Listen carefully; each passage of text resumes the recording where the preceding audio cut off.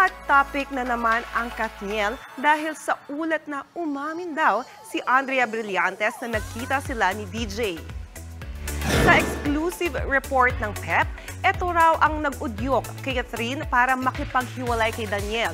Ayon sa mga hindi panangalanang resources ng PEP, si Andrea mismo ang nag-reach out kay Kat at nagbulgar na palihim silang nagkita ni DJ. 2021 pa raw na magkita sina Daniel at Andrea.